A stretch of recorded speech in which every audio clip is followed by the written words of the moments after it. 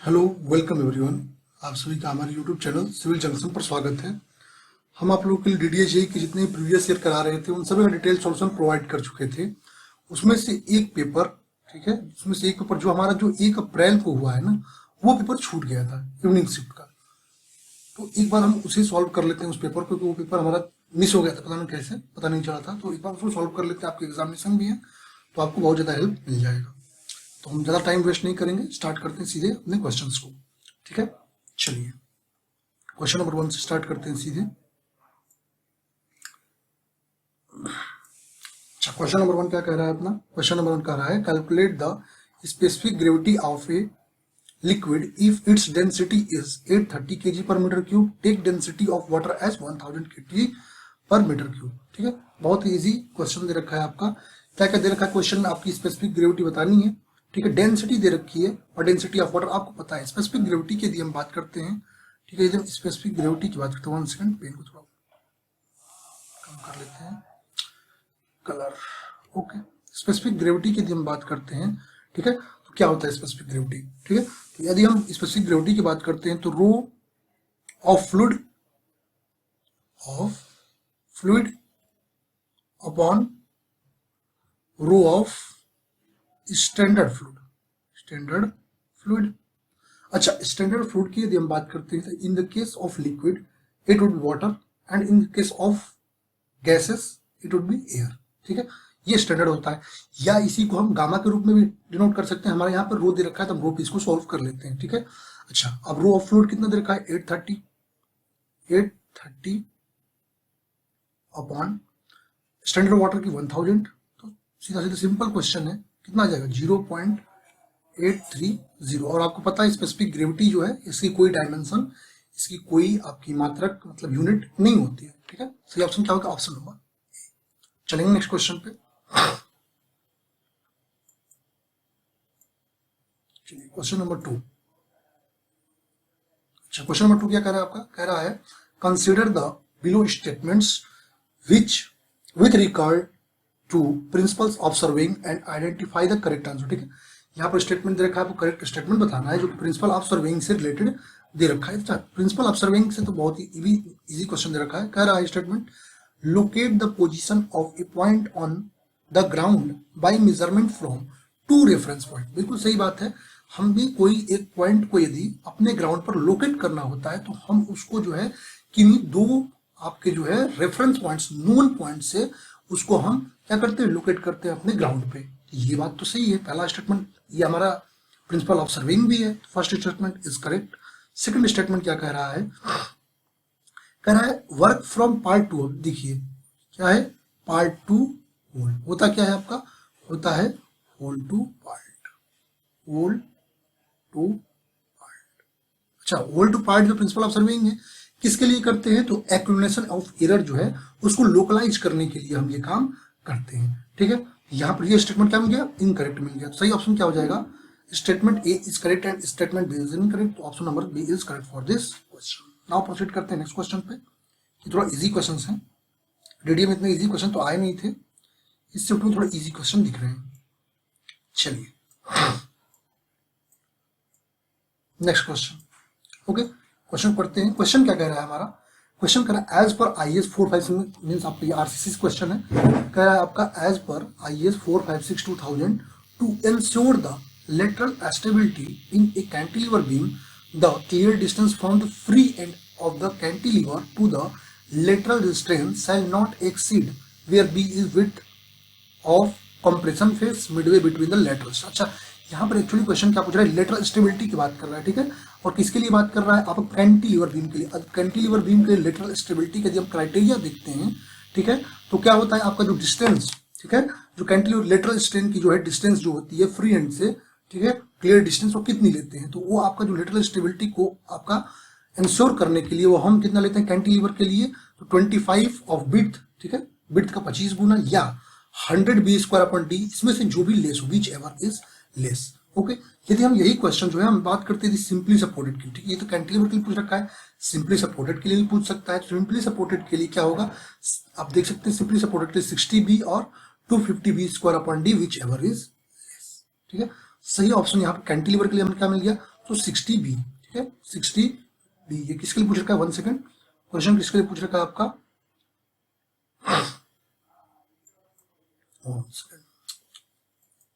हाँ कैंटिलीवर के लिए पूछ रखा है तो गलत है क्वेश्चन। कैंटिलीवर का सही ऑप्शन क्या हो जाएगा, 25B, option number D is correct for this question. Answer number D is correct for this question. Okay, चलेंगे नेक्स्ट क्वेश्चन पे।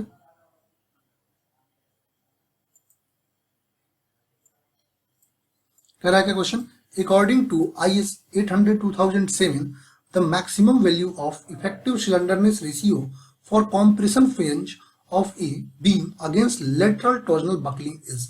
अब इस पे क्वेश्चंस जो है ना कई बार पूछ रखे हैं, डिफरेंट सिचुएशंस पे ये क्वेश्चन जो है इफेक्टिव सिलेंडरनेस रेशियो के लिए पूछ रखा है, ठीक है। चलिए एक बार टेबल को देख लेते हैं जिससे आपको एक अनुमान मिल जाएगा। चलिए ये रहा हमारा टेबल। अब देखिए यहां पर मैक्सिमम इफेक्टिव सिलेंडरनेस रेशियो की बात करते हैं किसके लिए, यदि आपका मेंबर कॉम्प्रेसिव लोड कैरी कर रहा हो, ठीक है, जो कि आ रहा है किसके द्वारा, डेड लोड और इम्पोज्ड लोड के कारण, इम्पोज्ड है, ठीक है, तो उसके लिए कितना लेते हैं, 180 लेते हैं। यदि आपका कॉम्प्रेशन फ्लेंज है बीम और लेटरल टॉर्जनल बकलिंग है तो उसके लिए 300 लेते हैं। और टेंसर मेंबर है जिस पर रिवर्सल हो रहा है डायरेक्ट स्ट्रेसेस का, किसके कारण, विंड और सिस्मिक फोर्सेस कारण, तो उसके लिए 180 ले रहे हैं। अपना क्वेश्चन कॉम्प्रेशन फ्लेंज के लिए पूछ रखा है, लेटरल टॉर्जनल बकलिंग के लिए, ठीक है। तो सही ऑप्शन क्या मिल गया हमारा, सही ऑप्शन मिल गया आपका ऑप्शन नंबर ए 300, ठीक है, सही ऑप्शन ऑप्शन नंबर ए 300। चलते हैं नेक्स्ट क्वेश्चन पे।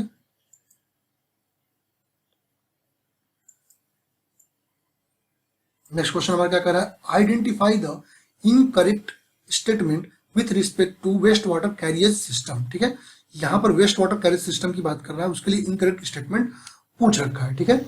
अब चलिए इसको देखते हैं। कह रहा है the load on the treatment plant is less in the combined system when compare to separate system. अच्छा यदि हम बात करते हैं अपना, ठीक है, यदि हम वाटर कैरियज सिस्टम की बात करते हैं, दो तरीके से बात करते हैं। क्या क्या बात करते हैं, एक तो हम बात करते हैं अपना, ठीक है, एक होता है हमारा कंबाइंड सिस्टम, क्या, कंबाइंड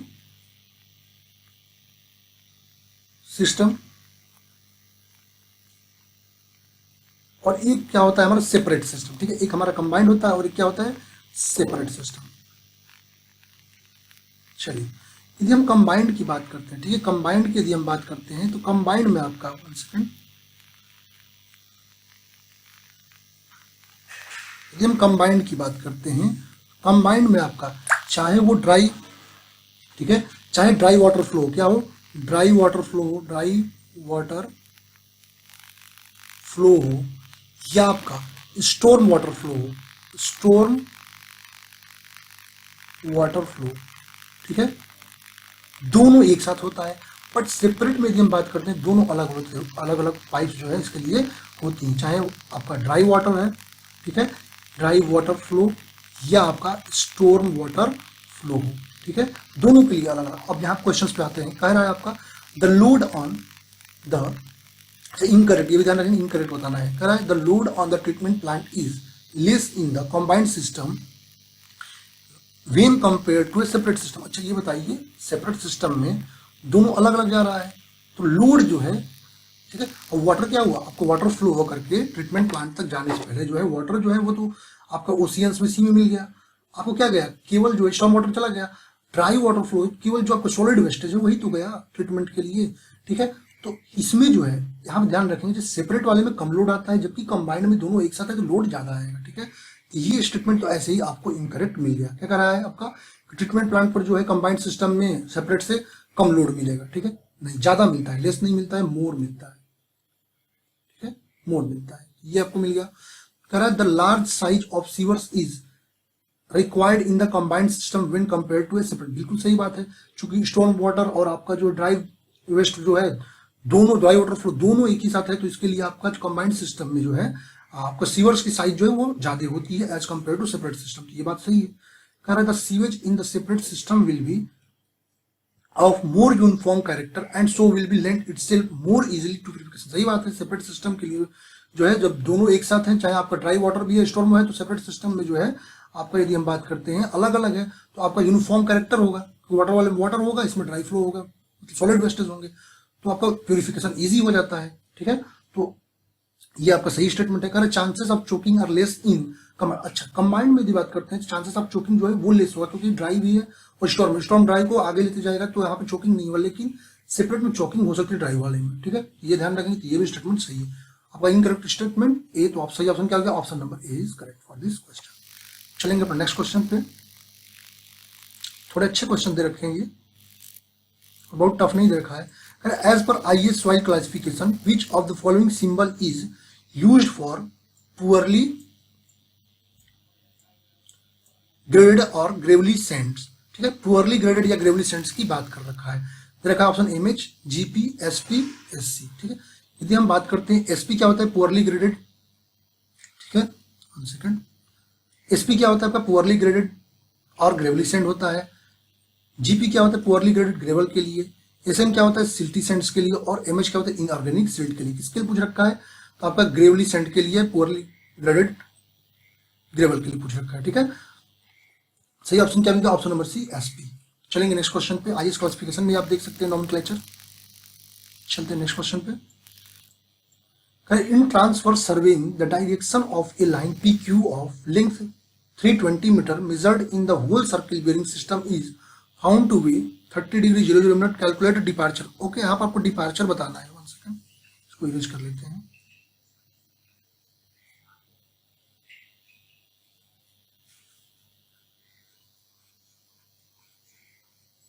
सेकेंड, अच्छा क्वेश्चन है, यहाँ पर आपको डिपार्चर बताना है। चलते हैं। अब यदि हम डिपार्चर की बात करते हैं, किसकी बात करते हैं, यहाँ पर हम बात करते हैं डिपार्चर की। तो डिपार्चर आप कैसे फाइंड करेंगे, ठीक है। तो एक्चुअली जब हम डिपार्चर लैटिट्यूड की बात, क्या क्या होता है, लैटिट्यूड और डिपार्चर दो चीजें होती हैं, ठीक है। यदि हम लैटिट्यूड की बात करते हैं, ठीक है, तो इसमें प्रोजेक्शन कहां से होता है, नॉर्थ से साउथ। इसमें जो प्रोजेक्शन होता है कहां से होता है, नॉर्थ टू साउथ। और जो NS लाइन नंबर आते हैं उसमें नॉर्थ टू साउथ होता है। और इसकी बात करते हैं तो कितना होता है, इसका जो होता है ईस्ट टू वेस्ट होता है। किससे, ईस्ट टू वेस्ट होता है डिपार्चर के लिए। अब लैटिट्यूड के लिए हम बात करते हैं, ठीक है। लैटिट्यूड क्या होता है, L बराबर, ठीक है, क्या होता है आपका L cos थीटा। और ये डिपार्चर की बात करते हैं तो क्या हो जाएगा, D बराबर आपका L sin थीटा। क्या पूछ रखा है क्वेश्चन में, डिपार्चर आपका पूछ रखा है तो डिपार्चर निकाल लेते हैं। साइन थीटा से हम डिपार्चर निकाल लेंगे, ठीक है। तो D बराबर क्या हो जाएगा आपका L कितनी दे रखी है आपका, 320 दे रखी है, 320 into sine 30 degree. Sine 30 degree की वैल्यू कितनी होती है, 1/2, कितनी हो जाएगी ये आपकी हो जाएगी 160। सही ऑप्शन क्या मिलता है, ऑप्शन नंबर ए। चलते हैं नेक्स्ट क्वेश्चन पे।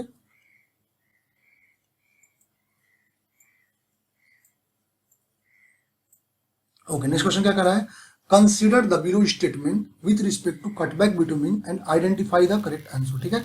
कटबैक बिटुमिन की बात कर रहा है, उसके अकॉर्डिंग आपको स्टेटमेंट दे रखा है, बताना है कौन सा स्टेटमेंट सही है।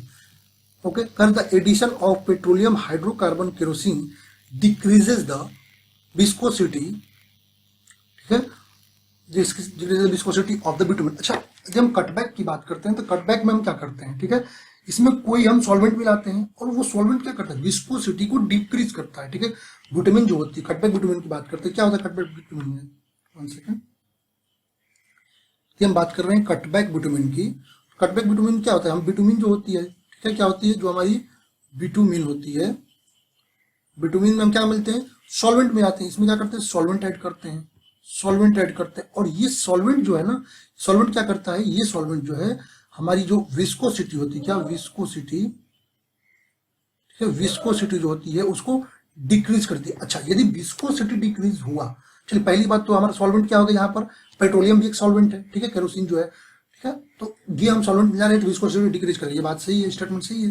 दूसरा स्टेटमेंट क्या कर रहा है, the addition of petroleum hydrocarbon kerosene increases the penetration of bitumen on the spot surface. सही बात है, यदि विस्कोसिटी डिक्रीज हो जाएगी तो इसका मतलब पेनिट्रेशन क्या हो जाएगा, पेनिट्रेशन बढ़ जाएगा। तो ये भी स्टेटमेंट आपका सही है, दोनों स्टेटमेंट आपके सही है। तो both statement are correct, option A is correct for this question. Now proceed करते हैं नेक्स्ट क्वेश्चन पे।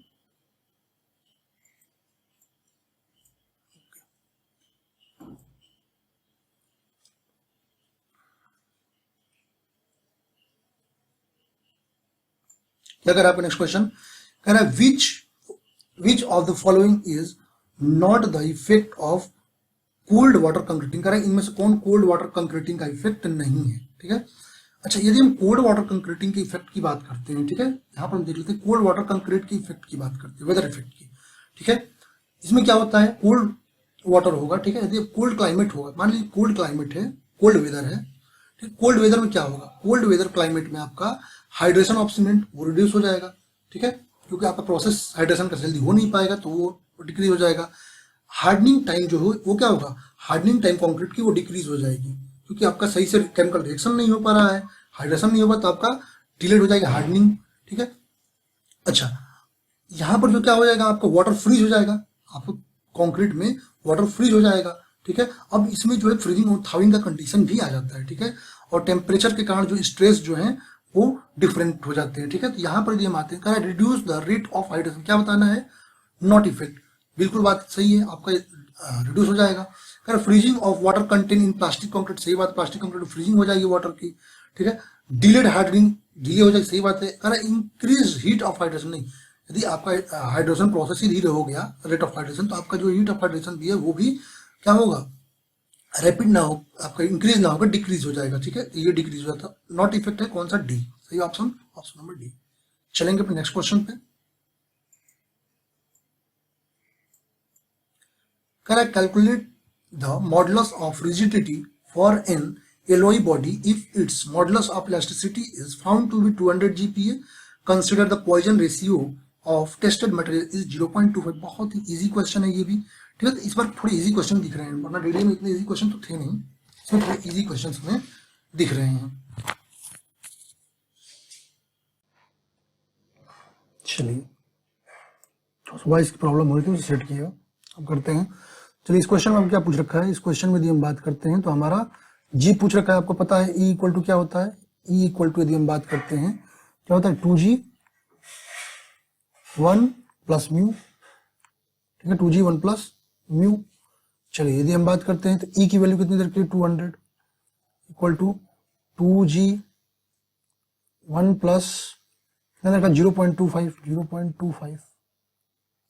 यहां से सॉल्व करेंगे तो जी की वैल्यू आएगी आपकी 80 गीगा पास्कल, 80 गीगा पास्कल। सही ऑप्शन क्या मिल गया, ऑप्शन नंबर ए। चलते हैं नेक्स्ट क्वेश्चन पे।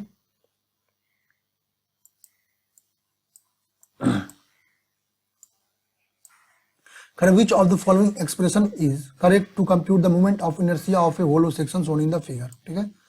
यहाँ पे फिगर दे रखा है, आपका मोमेंट ऑफ इनर्शिया पूछ रहा है होलो सेक्शन के लिए, आपको पता है यदि होलो सेक्शन के मोमेंट ऑफ इनर्शिया के लिए हम बात करते हैं तो एम वाई, होलो सेक्शन के लिए हम बात करते हैं क्या आता है आपका, पाई बाई 64, ठीक है, outer diameter power 4 minus inner diameter power 4।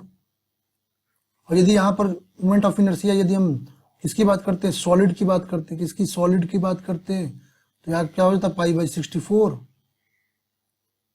D पे पावर 4। सही ऑप्शन क्या होगा, ऑप्शन नंबर ए। चलेंगे नेक्स्ट क्वेश्चन पे।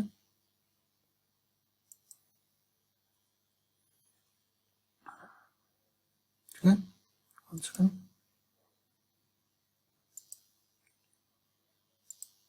Next question, one second. हाँ, क्या कर रहा है आपका, self cleaning velocity of a sewer with a diameter of 30 centimetre to 60 centimetre is, ठीक है। सेल्फ क्लीनिंग वेलोसिटी की यदि हम बात करते हैं डायामीटर के अकॉर्डिंग, तो आपको बता देता हूँ, यदि आपकी डायामीटर जो है, यदि मान लेते हैं आपकी डायामीटर जो है, ठीक है, वो आपकी डायामीटर कितनी है, यदि हम अपने डायामीटर की बात करते हैं, यदि डायामीटर 15 से लेकर, ठीक है, 15 से लेकर 25 सेंटीमीटर तक है, ठीक है, 15 से 25 सेंटीमीटर है, तो इसकी सेल्फ क्लीनिंग वेलोसिटी की यदि हम बात करते हैं, ठीक है, वो आता है 100 सेंटीमीटर पर सेकेंड। यदि ये डायामीटर आपका 25 से 60 है सेंटीमीटर में, ठीक है, तो सेल्फ क्लीनिंग वेलोसिटी कितनी आती है, 75 सेंटीमीटर पर सेकेंड, कितनी, 75 सेंटीमीटर पर सेकेंड। और यही यदि ग्रेटर देन 60 सेंटीमीटर है तो ये आपकी आती है 60 सेंटीमीटर पर सेकेंड, ठीक है। यहाँ पर कितना 30 to 60 दे रखा है, 30 to 60 सेंटीमीटर, ठीक है। तो यदि हम 30 to 60, 1 सेकेंड, 15 से 25, ठीक है, 30 to 60, तो इसके बीच में आएगा 30 to 60 कितना, 75 सेंटीमीटर पर सेकंड। सही ऑप्शन ए होगा।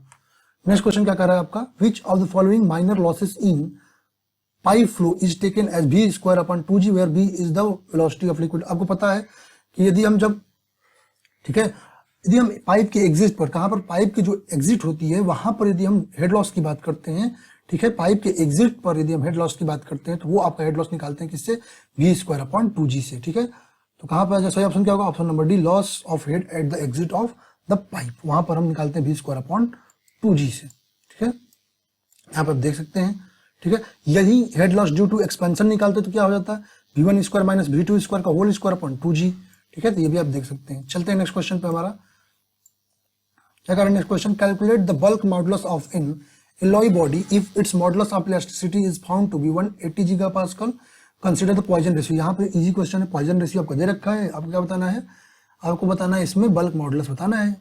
चलिए ये भी इजी क्वेश्चन आपको दे रखा है, ठीक है। अब क्या होता है, ई की यदि हम बात करते हैं, फिर वही चीज आ गया, ई इक्वल टू 3 के बल्क मॉडुलस के बारे में दे रखा है ना, ई इक्वल टू 3 के कोष्टक 1 माइनस 2 म्यू।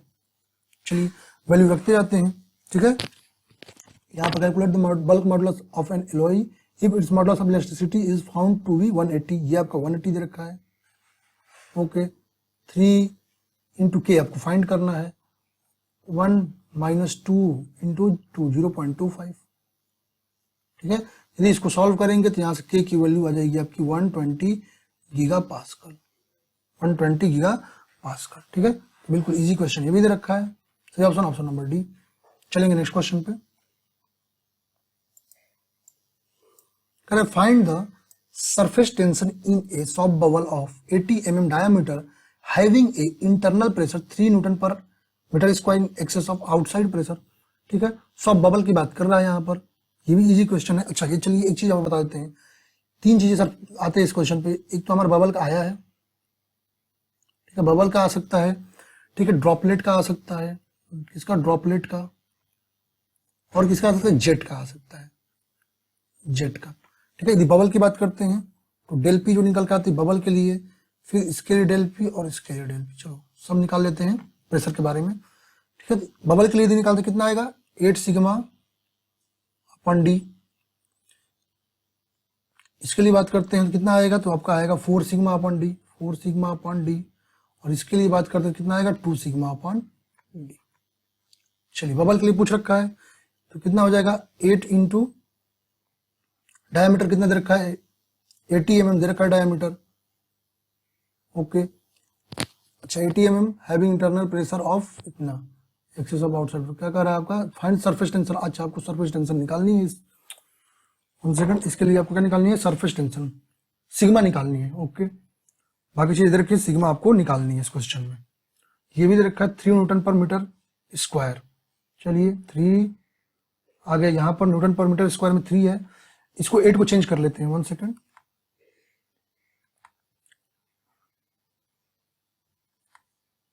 तो 8 पे कितना आ जाएगा, 8 into 10 to the power minus 6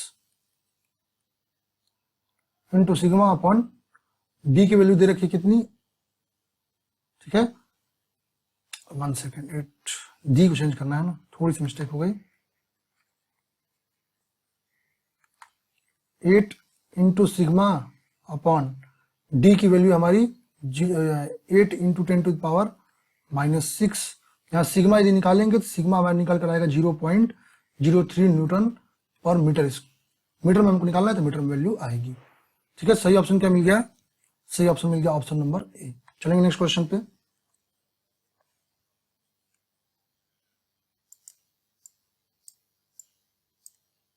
the average shear stress in A rectangular, आगे देखते हैं, wooden beam 100 mm wide, 250 mm deep and 3 meter long, carrying a uniformly distributed load with an intensity of 40 kN per meter is found to be इतना, calculate the maximum shear stress. अच्छा इस question को देखिए बनाया बहुत लंबा है लेकिन क्वेश्चन बहुत लंबा नहीं है, ठीक है। आपको पता है रेक्टेंगुलर के लिए पूछ रखा है, ठीक है।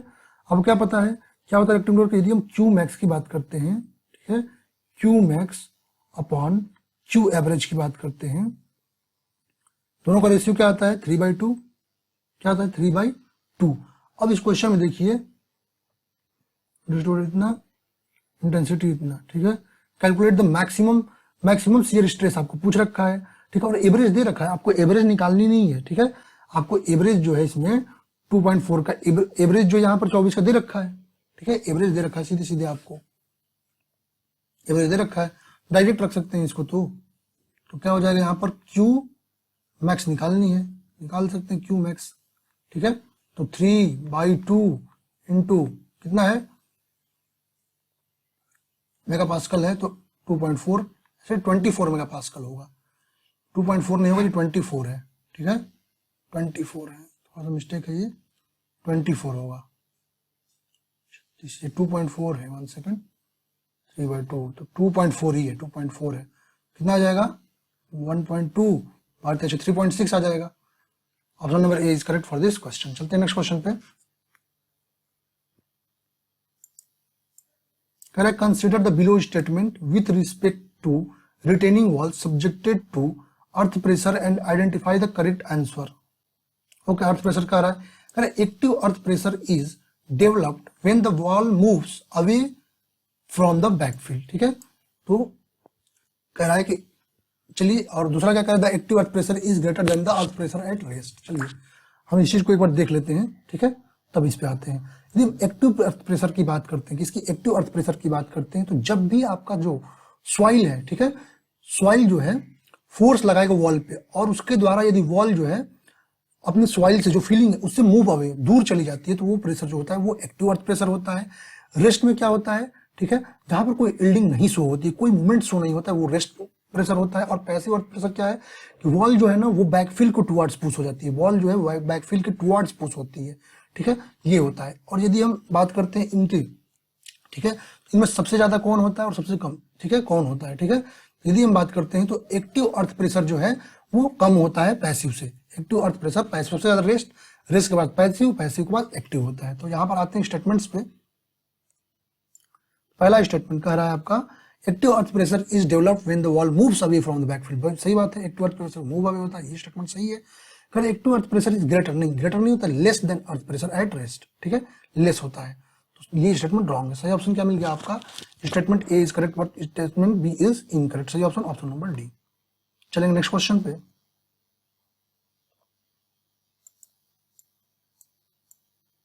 चलिए यहां पर देख सकते हैं, correct, which of the following structure is classified as statically indeterminate structure. Statically indeterminate की बात करें तो आप डिग्री आप डिटरमिनेसी से भी निकाल सकते हैं, और ऐसे भी आपको याद भी रहना चाहिए। मैं इस पे कई क्वेश्चन कराया हूं, तब वीडियोस में देखे होंगे, तो बहुत ज्यादा टाइम नहीं लेना है, ठीक है। तो इसमें यदि ओवर हैंगिंग बात करते हैं, ठीक है, ये डिटरमिनेट होता है, इनडिटरमिनेट नहीं होता है। कैंटिलीवर डिटरमिनेट होता है, प्रॉप्ड कैंटिलीवर जो होता है वो इनडिटरमिनेट होता है, स्टैटिकली इनडिटरमिनेट होता है प्रॉप्ड कैंटिलीवर। सही ऑप्शन हो जाएगा ऑप्शन नंबर सी। चलेंगे नेक्स्ट क्वेश्चन पे। Cross section, cross section which can develop the plastic movement assistant but have an inadequate plastic hinge rotation capacity for the formation of plastic mechanism for buckling। अच्छा, buckling, यदि buckling के लिए बात कर रहा है, ठीक है, और वो कह रहा है कि कोई ऐसा सेक्शन है जो कि आपका प्लास्टिक मूवमेंट ऑफ रेसिस्टेंस जो डेवलप कर रहा है, लेकिन उसमें adequate plastic hinge rotation capacity नहीं है, तो वो आपको बकलिंग के लिए, तो वो क्या होता है, उस सेक्शन को हम क्या कहते हैं, कॉम्पैक्टेड सेक्शन। क्या कहते हैं, कॉम्पैक्टेड सेक्शन। तो option B is correct for this question. चलेंगे नेक्स्ट क्वेश्चन पे, ठीक है।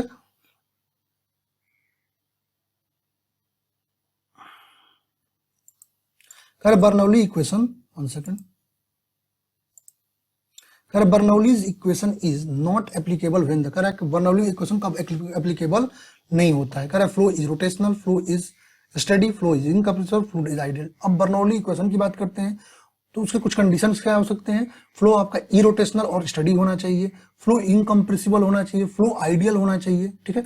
यहाँ पे रोटेशनल दे रखा है जबकि इरोटेशनल होता है। सही ऑप्शन क्या मिल गया, नॉट एप्लीकेबल कौन है, तो A, option number A is correct for this question. चलते हैं अपने नेक्स्ट क्वेश्चन पे। क्या कह रहा है आपका, identify the incorrect statement with respect to concrete making, ठीक है, कॉन्क्रीट मेकिंग से आपको इनकरेक्ट स्टेटमेंट बताना है। Bleeding of concrete reduces the possibility of laitance from in concrete surface. अच्छा, यदि आपकी ब्लीडिंग की बात करते हैं, ब्लीडिंग में क्या होता है, ठीक है, ब्लीडिंग में क्या होती है, जो आपका वाटर जो होता है ना, कोर्सेग्रेट से वाटर जो है बाहर आने लगता है। अब वाटर बाहर होगा तो आपको पता है कि आपको पेस्ट बनेगा आपके सीमेंट का, तो वहां पे सीमेंट का पेस्ट बनने का मतलब कि आपका जो लेटेंस फॉर्मेशन है वो इंक्रीज हो जाएगा, रिड्यूस ना होके वो इंक्रीज हो जाएगा, ठीक है। ये स्टेटमेंट तो आपका इनकरेक्ट मिल गया, सही ऑप्शन तो मिल चुका है A. The separation of ingredient of concrete is term at segregation, ठीक है। सेग्रीगेशन में जो आपके कोर्स एग्रीगेट है वो बाहर निकल आता है, ये स्टेटमेंट सही है। कह रहा है mechanism machine mixing is more efficient, सही बात है। मशीन मिक्सिंग आपका हैंड मिक्सिंग ज्यादा एफिशिएंट होता है, ये बात सही है। कह रहा है weight batching is more precise as compare to volume batching, आपको पता ही है कि जब हम वेट बैचिंग करते हैं, प्रिसाइज जितने हमारे कंस्ट्रक्शन है उसके लिए हम क्या करते हैं, आपका वेट बैचिंग करते हैं, जबकि साधारण काम के लिए हम आपका वॉल्यूम बैचिंग करते हैं। सही ऑप्शन मिल गया, ऑप्शन नंबर ए इनकरेक्ट है। चलते हैं नेक्स्ट क्वेश्चन पे। कह रहा है identify the incorrect statement with respect to asbestos material, बहुत इनकरेक्ट स्टेटमेंट वाले क्वेश्चन आ रखे हैं। कह रहा है non acidic resistant asbestos is represented by cyclo style asbestos, okay. दूसरा क्या कर रहा है when asbestos is heated at 550 degree Celsius asbestos loses elasticity and strength become brittle and restore its portion of cooling, okay। asbestos used is make sheet and board of roofing, यही बात सही है। कह रहे asbestos molecules are strongly bound together, सही बात है। एक जो asbestos मटेरियल होते हैं उनके जो है कुछ यहाँ पर चलिए देख लेते हैं एक बार उनके बारे में, ठीक है। पहली बात ये लो हीट कंडक्टिव होते हैं, जितने asbestos मटेरियल होते हैं लो हीट कंडक्टिव होते हैं, ठीक है। एसिड से इनकी पावर रेसिस्टेंस ज्यादा होती है, ठीक है। लो इलेक्ट्रिक कंडक्टिविटी होते हैं, ठीक है। आपका एवरेज टेंसाइल स्ट्रेंथ 3000 न्यूटन पर एमएम स्क्वायर होता है, ठीक है। ये आपके जो नॉन एसिडिक जो रेसिस्टेंट होते हैं एस्बेस्टस के, वो रिप्रेजेंट करते हैं किसके द्वारा, तो क्रिस्टल एस्बेस्टस के द्वारा, ये भी बात सही है। एस्बेस्टस मटेरियल मॉलिक्यूल जो होते हैं स्ट्रांगली बॉन्ड होते हैं एक साथ एक डायरेक्शन में, ठीक है। बट यदि हम बात करते हैं तो ये जो है यदि हम बात करते हैं लेटरल डायमेंशन में तो थोड़ी सी इनकी मॉलिक्यूलर बॉन्डिंग वीक होती है, ठीक है। चलते हैं क्वेश्चन पे। तो यदि हम बात करते हैं क्वेश्चन के, यहां पहला नॉन रेसिस्टेंस वाला सही बात है, ये आपका गलत है, ठीक है। लो नहीं होता है, ये लूज नहीं होता है, वो हाई हो जाता है, ठीक है। ये हाई होता है, ये स्टेटमेंट रॉन्ग है, इनकरेक्ट पूछ रहा है। सही ऑप्शन ऑप्शन नंबर बी। चलेंगे नेक्स्ट क्वेश्चन पे। A cantilever beam is subjected to a point load and uniformly distributed load with intensity of 1 kN per meter shown in the figure. Calculate the shear force. चलिए shear force आपको बताना है कहां पर, shear force at C, आपको C पे बताना है। मीन्स इससे पहले जो भी फोर्स लग रहा है वही shear force की वैल्यू हो जाएगी। ये भी तो आपको बिल्कुल इजी क्वेश्चन दे रखा है, ठीक है। जो भी यहाँ पे दे रखा है वो भी इजी क्वेश्चन है। इसके लिए आपको निकालना है shear force कितना, 2 किलो न्यूटन का ही लग रहा है यहाँ पर, और कोई तो लोडिंग आ नहीं रही है C के पहले। सही ऑप्शन क्या मिल गया, ऑप्शन नंबर 2 किलो न्यूटन, नीचे को तो माइनस में, और क्या, सीधी एकदम बिल्कुल इजी क्वेश्चन, इसमें और कुछ करना ही नहीं है। चलते हैं नेक्स्ट क्वेश्चन पे।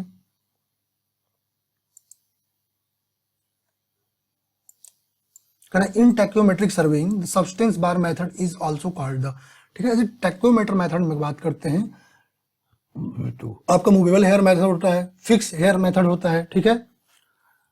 आपका टेंजेंशियल मेथड होता है, आपका स्टेडी बार मेथड होता है। यदि हम मूवेबल हेयर मेथड की बात करते हैं तो डायफ्राम उसमें मूव होता है, फिक्स्ड हेयर में आपका डायफ्राम मूव नहीं होता है, ठीक है। अब यदि हम सब्सटेंस बार मेथड की बात करते हैं तो जो भी अनडुलेटेड एरिया है उसके लिए हम सब्सटेंस बार मेथड का यूज करते हैं, और सब्सटेंस बार मेथड जो होता है वो आपका मूवेबल हेयर मेथड होता है, ठीक है। ये भी आपका मूवेबल हेयर मेथड होता है क्योंकि इसमें जो कांस्टेंट होते हैं आपका स्टाफ इंटरवल्स उनको हम मूव कर सकते हैं स्टेडी हेयर के द्वारा, ठीक है। सही ऑप्शन क्या मिल गया इसमें, ऑप्शन नंबर डी। चलेंगे नेक्स्ट क्वेश्चन पे।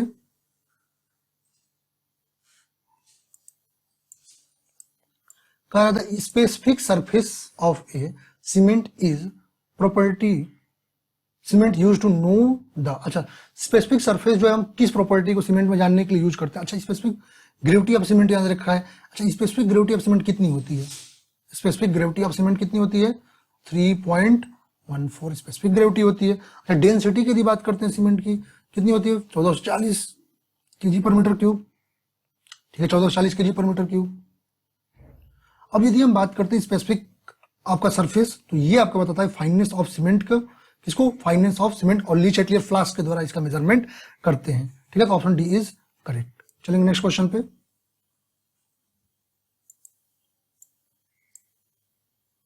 Which of the following laboratory test is not used to determine the shearing resistance of soil? कह रहा है shearing resistance of soil जानने का इनमें से कौन सा मेथड नहीं है?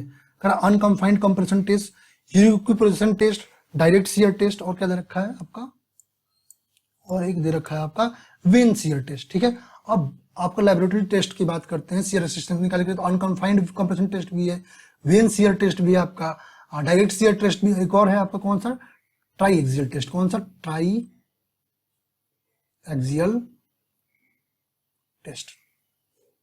ये सब लेबोरेटरी मेथड है आपका शियर रेसिस्टेंस ऑफ सॉइल निकालने का। चलते हैं अपने क्वेश्चन के ऑप्शंस पे। यहाँ पे वेन शियर टेस्ट हो गया। अच्छा, यहाँ पर यदि हम रेक्यूपरेशन टेस्ट की बात करते हैं, ठीक है, रेक्यूपरेशन टेस्ट की यदि हम बात करते हैं, ये एक्विफर का टेस्ट है। किसका टेस्ट है?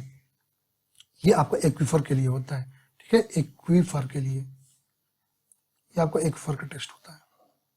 सही ऑप्शन क्या होगा? Option number B. चलेंगे अपने नेक्स्ट क्वेश्चन पे। क्वेश्चन बहुत इजी है इस वाले में, इस शिफ्ट में, अदर शिफ्ट के मुकाबले।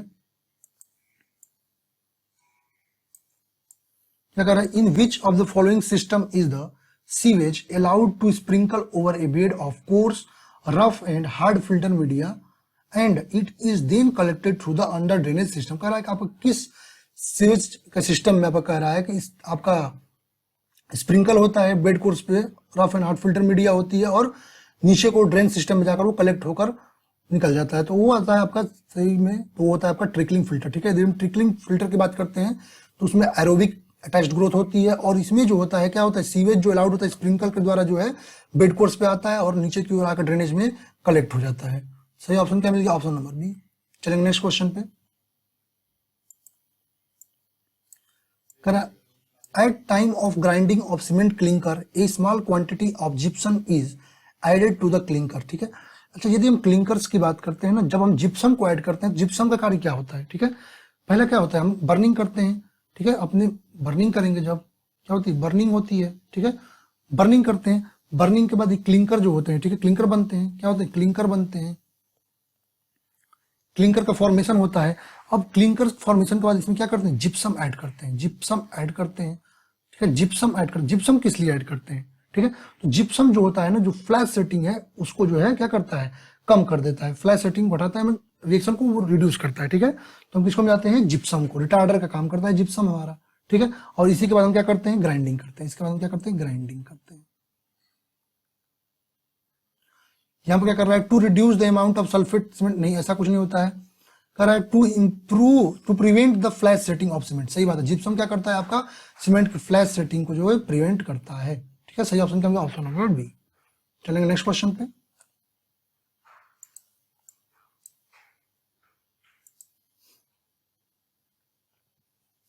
कह रहा है a block levelling data is presented in the below figure starting with a point A at one corner and end with T is diagonally opposite corner if all grids are spaced 10 meter apart in both direction. Determine the position of measured from G of the contour line with RL 91.5.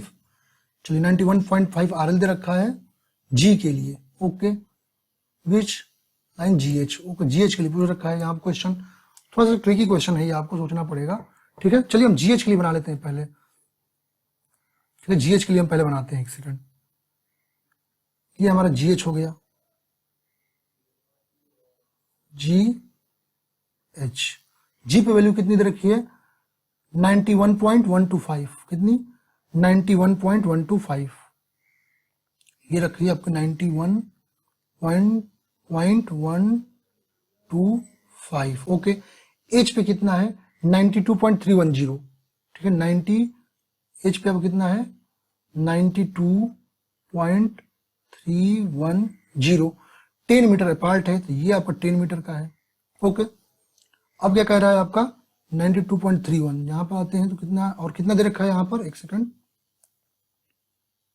Question पे आना पड़ेगा।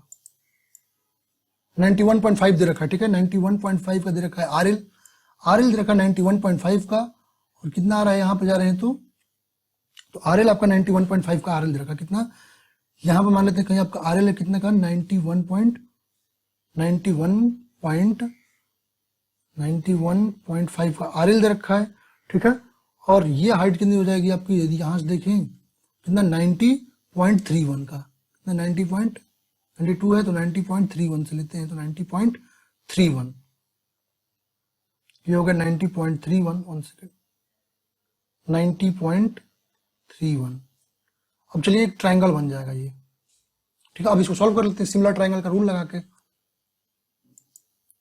Similar triangle के rule से इसको solve कर लेंगे तो आ जाएगा कितना, चलिए तो 92.310 माइनस 91.125 और कितने का डिस्टेंस है, 10 मीटर का, 10 इक्वल टू, और यही एक्स पूछ रखा है आपका, ये डिस्टेंस पूछ रखा है एक्स, एक्स निकाल देते हैं, ओके सॉरी ये वाला एक्स पूछ रखा है हमारा, तो ये हो जाएगा कितना 91.5 माइनस 91.125 अपान में एक्स, यहां सॉल्व करेंगे तो एक्स की वैल्यू आएगी 3.164 मीटर। सही ऑप्शन, ऑप्शन नंबर सी। चलेंगे नेक्स्ट क्वेश्चन पे। The maximum water content at which reduction in water content will not cause a decrease in the volume of soil mass is known as, ठीक है। चलिए कह रहा है कि आपका यदि हम बात करते हैं मतलब वो मिनिमम आपको वाटर कंटेंट जिस पर सॉइल जो है उसके वॉल्यूम में चेंजिंग जो होती है वो अब नहीं होती है, ठीक है। अच्छा यदि हम बात करते हैं, ठीक है, तो यहाँ पर देखिए जो हम अपना वॉल्यूम और वाटर कंटेंट के बीच ग्राफ ड्रा करते हैं तो कितने limit, shrinkage limit, plastic limit, liquid limit. यहाँ के बाद से यदि हम आते हैं श्रिंकेज लिमिट की बाद से, ठीक है, श्रिंकेज लिमिट की बाद से देखते हैं कितना वाटर बना है, इसमें जो कोई जो चेंजिंग होती है वो नहीं होती। कितनी भी वाटर को रिड्यूस करते हैं, यहाँ पे सॉलिड स्टेट आज तक कितना भी वाटर रिड्यूस करते हैं वॉल्यूम में कोई चेंजिंग नहीं आती। कहां से नहीं आती, श्रिंकेज लिमिट से ये चेंजिंग नहीं आती। सही ऑप्शन क्या मिल जाएगा इसके लिए, option number B, shrinkage limit, shrinkage limit. चलेंगे नेक्स्ट क्वेश्चन पे। कह रहा है आपका the inverted staff reading taken at soffit of a cantilever beam point A is, ठीक है, यहाँ पॉइंट ए रखा है 2.065 metre. The staff reading at point B with normal held staff is 1.250 metre. The RL of point B, ठीक है, point B की RL पूछ रखा है, पॉइंट बी की, यहाँ पे देखिए क्या दे रखा है। क्वेश्चन थोड़ा सा घुमाया, क्वेश्चन इजी है। ये आपका क्या है, कैंटिलीवर है, चलिए ये कैंटिलीवर है, हमने यहाँ पर क्या रखा, अपना स्टाफ रखा, तो यहाँ हम अपना रखते हैं और इसका हम मेजर करते हैं, रीडिंग लेते हैं, ठीक है। तो यहाँ पर ये जो रीडिंग दे रखी है, 1 सेकंड, थोड़ा सा इसको नीचे रखना चाहिए था, चलिए कैंटिलीवर को ऊपर कर देते हैं।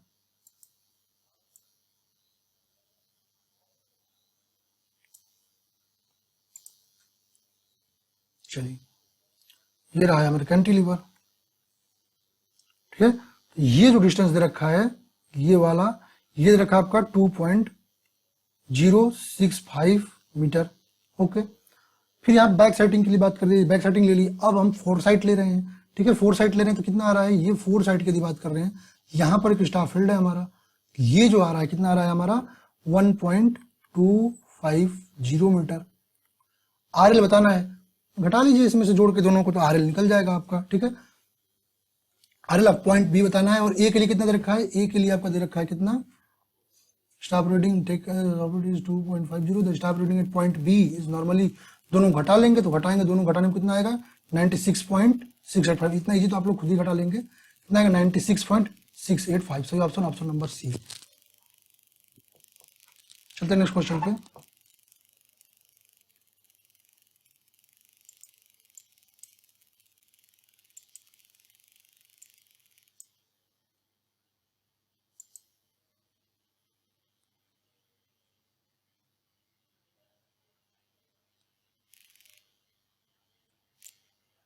कह रहा है identify the incorrect statement with respect to the advantage of the aeration technique used in water treatment, ठीक है।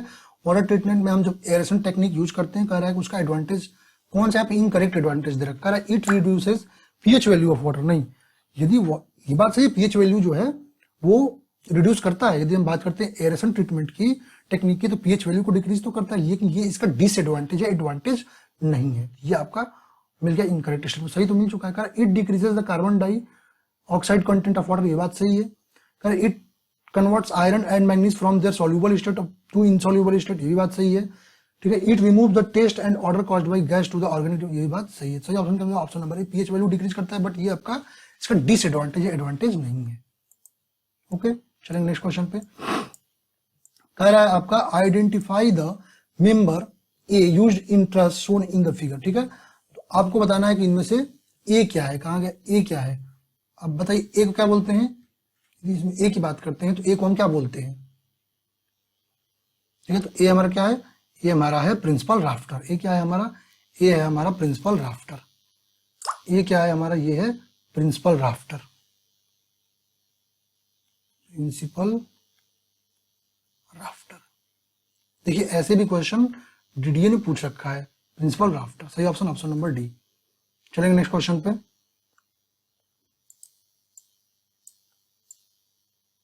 अगर consider the below statement with respect to design of RCC beams and identify the correct answer. ठीक है, statement दे रखा है, आपको बताना है आरसीसी से यहाँ क्वेश्चन है।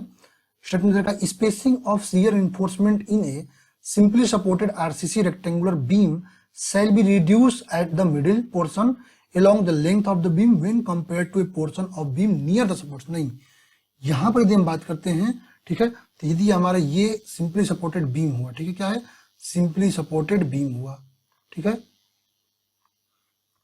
जो स्टीरअप्स हम दे रहे हैं तो स्पेसिंग करता है ना, जो स्टीरअप्स की स्पेसिंग है, ठीक है, simply supported beam reduce at the mid, कह रहा स्पेसिंग ऑफ शियर इन्फोर्समेंट। नहीं, शियर इन्फोर्समेंट जो है ना मिडिल पे जो है वो ज्यादा होगी, उनके बीच की डिस्टेंस जो है मिडिल पे ज्यादा होगी।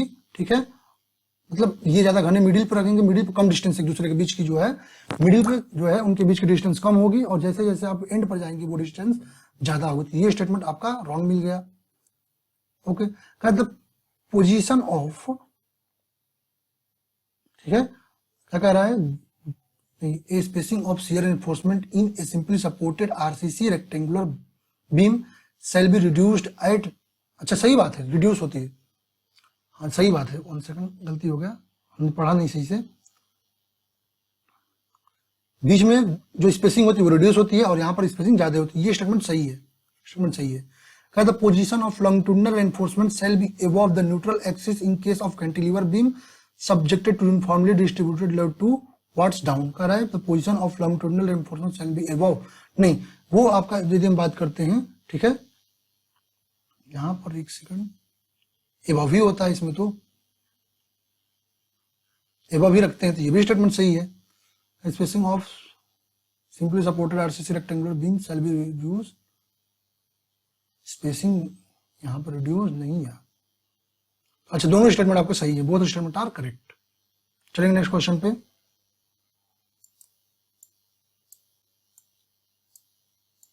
As per IS 10/262/2019 the required water cement water content per cubic meter of concrete for the nominal maximum size of aggregate for the desired or workability may be increased or decreased by about for each increase or decrease of 25। अच्छा 25 mm slum के लिए पूछ रखा है आपका, ठीक है, 25 mm slum के लिए, और क्या ऑप्शन दे रखा है, ठीक है।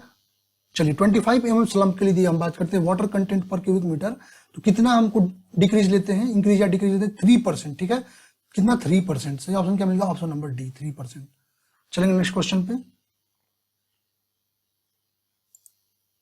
Correct, calculate the crippling load of a strut of effective length 4 metre according to Euler's theorem for long column, take the modulus of elasticity material used in truss section as E Newton per mm square and moment of inertia of truss is I mm power 4, consider the end of truss is fixed in other। अच्छा यहाँ पर ध्यान देने वाली एक चीज है, गलती क्या होगी ये ध्यान देना है इसमें। यहाँ पर ध्यान दीजिए, आपको इफेक्टिव लेंथ दे रखा है तो आपको इस चीज का कोई मतलब नहीं, आपको इफेक्टिव लेंथ निकालनी नहीं है क्योंकि इफेक्टिव लेंथ ऑलरेडी इसमें दे रखी है, ठीक है। तो ये डायरेक्ट क्वेश्चन है, इसमें आपको कोई इफेक्टिव लेंथ नहीं निकालनी है, सीधी क्वेश्चन है। यदि हम पी की बात करते हैं, पी क्या हो जाएगा, पाई स्क्वायर, ठीक है, ई आई, और आई क्या, I minimum upon L effective का स्क्वायर, एल इफेक्टिव, और डायरेक्ट एल इफेक्टिव दिया आपको, निकालना नहीं है 2L करके, कितना हो जाएगा, पाई स्क्वायर ई आई अपॉन कितना दे रखा है 4, 4 का मीन्स 16 हो जाएगा। यदि इसको सॉल्व करेंगे 16 से डिवाइड करेंगे तो कितना आ जाएगा 6.25। चेंज करेंगे इसके मात्रक को, इसके यूनिट को, 6.25 pi square E I into 10 to the power -8 newton, ऐसा कुछ करके आपका आएगा। ठीक है, सही ऑप्शन मिल जाएगा ऑप्शन नंबर ए। चलेंगे नेक्स्ट क्वेश्चन पे।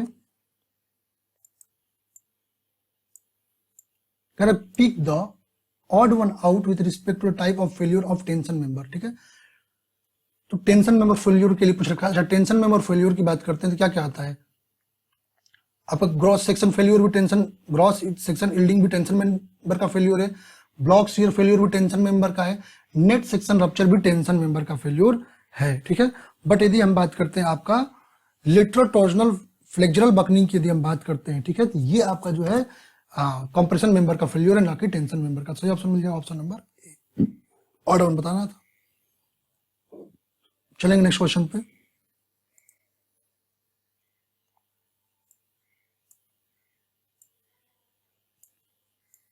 कह रहा है as per IS 2386 part 4 1963 for the determination of aggregate impact value the free fall height of metal hammer of weight 13.5 to 40। अच्छा, यहाँ पर हैमर का वेट दे रखा है, आपको क्या कह रहा है कि आपका इम्पैक्ट वैल्यू निकालते हैं। तो इम्पैक्ट वैल्यू में जब फ्री फॉल के लिए ना आपका देखते हैं वैल्यू कितनी होती है, तो वो आपका 280 +- 5 पे लेते हैं। 280 कितना +- 5 फ्री फॉल के लिए। ठीक है, 280 जो हाइट होती है फ्री फॉल की, जो हाइट होती है, ठीक है, जो ये फ्री फॉल वाली हाइट जो होती है, ठीक है, ये जो एज जो होती है ये हम लेते हैं 380 ± 5 mm।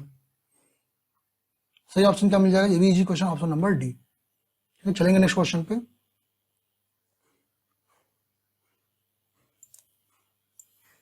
Identify the correct statement with respect to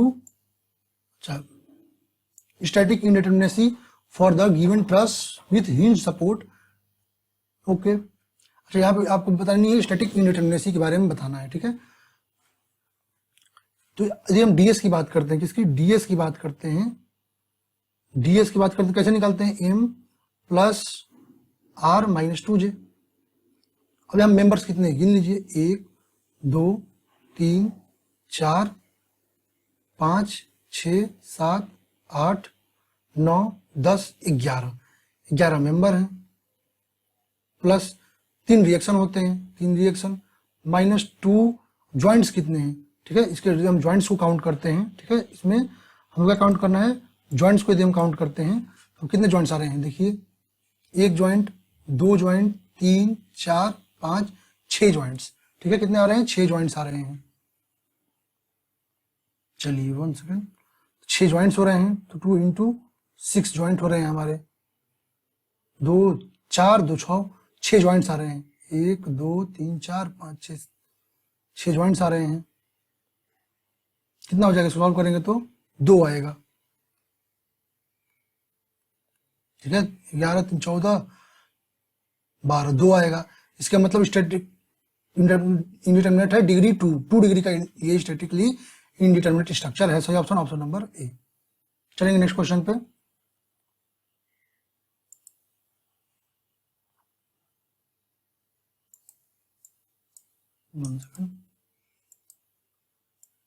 consider the below statement with respect to the turbidity of water and identify the correct answer. ठीक है, टर्बिडिटी के अकॉर्डिंग आंसर को बताना है। कह रहा है statement A, turbidity of water is imparted by the dissolved matter present in water. ठीक है, अच्छा, टर्बिडिटी कह रहा है आपका जो है, जो डिजॉल्व्ड मैटर जो होते हैं प्रेजेंट होते हैं वाटर में, ठीक है, उनका मेजरमेंट है टर्बिडिटी। अब बताइए टर्बिडिटी किसका मेजरमेंट है? जो भी सस्पेंडेड मटेरियल्स होते हैं उनका, ना कि डिजॉल्व्ड मटेरियल्स का। ठीक है, स्टेटमेंट आपका इनकरेक्ट मिल गया। ये आपका स्टेटमेंट 1 सेकेंड, ये इनकरेक्ट मिल गया। कह रहा है Jackson turbidity meter is a laboratory apparatus which is used to measure the turbidity of water। सही बात है, टर्बिडिटी ऑफ वाटर निकालने के लिए हम जैक्सन टर्बिडिटी मीटर का उपयोग लैबोरेटरी में करते हैं। तो ये स्टेटमेंट सही है। तो आपका जो statement B is correct, statement A is incorrect. सही ऑप्शन ऑप्शन नंबर ए। चलेंगे नेक्स्ट क्वेश्चन पे। कह रहा है as per IS 456/2000 the maximum area of tension reinforcement shall not be exceed. अब टेंशन रेनफोर्समेंट के लिए बात करते हैं कितना लेते हैं, यदि हम बात करते हैं अपने maximum area of tension reinforcement यदि हम बात कर रहे हैं बीम के केस में कितना लेते हैं, तो 4% लेते हैं। कितना, 4% ग्रॉस सेक्शन एरिया का। कितना, 0.004 BD होता है, मतलब 4% ग्रॉस एरिया का। ठीक है, सही option option number D. Direct codal provision से क्वेश्चन है। चलेंगे नेक्स्ट क्वेश्चन पे। Identify the incorrect statement with respect to the influence of compaction on the properties of soil. ठीक है, कॉम्पेक्शन से रिलेटेड इनमें कौन सा इनकरेक्ट है, कह रहा है पहला, कह रहा है a well graded compacted soil shows increase density when compare to poorly compacted soil. सही बात है, यदि आपका वेल ग्रेडेड कॉम्पेक्टेड कोई सॉइल है उसकी डेंसिटी ज्यादा होगी पुअरली कॉम्पेक्टेड से, ये बात बिल्कुल सही बात है। इनकरेक्ट लेकिन आपको बताना है। और स्टेटमेंट देखते हैं, कह रहा है a well compacted soil shows increase permeability when compare to poor. नहीं, यदि वेल कॉम्पेक्टेड है, ठीक है, तो परमेबिलिटी डिक्रीज होगी, ना कि इंक्रीज करेगी, डिक्रीज होगी, डिक्रीज होगी। ये इनकरेक्ट मिल चुका है हमको। ठीक है, सही ऑप्शन तो यही हो सकता है। चलिए और देखते हैं, a well compacted soil shows reduce compressibility. सही बात है, वेल कॉम्पेक्टेड तो उसकी कॉम्प्रेसिबिलिटी रिड्यूस हो जाएगी, कॉम्प्रेसिबल नहीं होगा ज्यादा। कह रहा है ये भी सही बात है। कह रहा है a well compacted soil shows increase strength when compare. सही बात, इंक्रीज ज्यादा होगी स्ट्रेंथ की। ठीक है, तो सही ऑप्शन क्या होगा, ऑप्शन नंबर बी, जो कि इनकरेक्ट है। चलते हैं नेक्स्ट क्वेश्चन पे। कहा the natural water content liquid limit and plastic limit of clay sample are 22%, 44% and 19% respectively. Calculate the consistency index. Okay, बहुत अच्छा क्वेश्चन है। आईसी बताना है आपको, आईसी निकालना है। यदि आईसी की बात करते हैं तो आईसी क्या होता है, WL minus WN natural upon WL minus WP। Value रख देंगे सीधे सीधे, कितना कितना वैल्यू है उसको रखते जाते हैं। तो 0.44, WL कितना है 0.44 माइनस नेचुरल कितना है, नेचुरल वाटर कंटेंट 22% है 0.22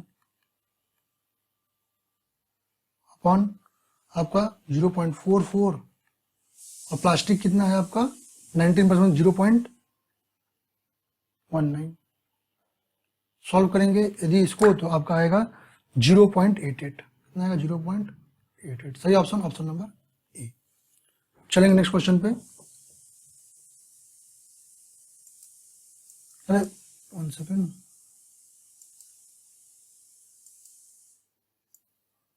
विच of the following is not a dissolve impurity present in water. कह इनमें से कौन सा जो है डिजॉल्व इम्प्यूरिटी नहीं है जो वाटर में प्रेजेंट हो। नाइट्रेट्स बिल्कुल डिजॉल्व इम्प्यूरिटीज है, हाइड्रोजन सल्फाइड ये भी डिजॉल्व इम्प्यूरिटीज है, सॉल्ट ये भी है, सिल्ट डिजॉल्व इम्प्यूरिटीज नहीं है, सस्पेंडेड इम्प्यूरिटी है आपका सिल्ट। सिल्ट क्या है, सस्पेंडेड इम्प्यूरिटी है, सस्पेंडेड। कौन सा न कह रहा है, जैसे ऑप्शन ऑप्शन नंबर डी। कह रहा है a Pelton wheel turbine is a, कह रहा है रेडियल फ्लो इंपल्स टरबाइन। और देख लेते हैं, radial flow reaction turbine, tangential flow impulse turbine, tangential flow reaction turbine. यदि हम बात करते हैं अपने पेल्टन टरबाइन की, तो पेल्टन टरबाइन आपका जो है टेंजेंशियल फ्लो इंपल्स टरबाइन होता है। इस पे भी पूरी मैंने कई क्वेश्चन करा रखे हैं डीडीए पेपर्स में। ठीक है, तो ये आपका टेंजेंशियल फ्लो इंपल्स टरबाइन होता है, ऑप्शन सी इज करेक्ट। चलेंगे नेक्स्ट क्वेश्चन पे। कह रहा है a soil sample has porosity of 25%, calculate the void ratio. Okay, ये भी इजी क्वेश्चन, आपको वाइड रेशियो बताना है। वाइड रेशियो इसमें बताना है, पोरोसिटी दे रखा है। n इक्वल टू क्या होता है आपका, n इक्वल टू होता है आपका E अपॉन 1। अच्छा, सॉइल सैंपल पोरोसिटी दे रखा है, 1 सेकेंड।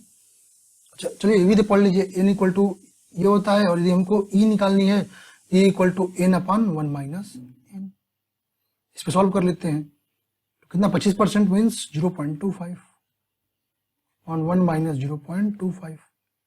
सॉल्व इसको करेंगे तो आपका 0.33। सही ऑप्शन ऑप्शन नंबर सी। चलेंगे नेक्स्ट क्वेश्चन पे। Consider the below statement with respect to triangular weir and identify the correct answer. ठीक है, आपको ट्रायंगुलर वियर के लिए आपको करेक्ट आंसर बताना है। चलिए देखते हैं इसको।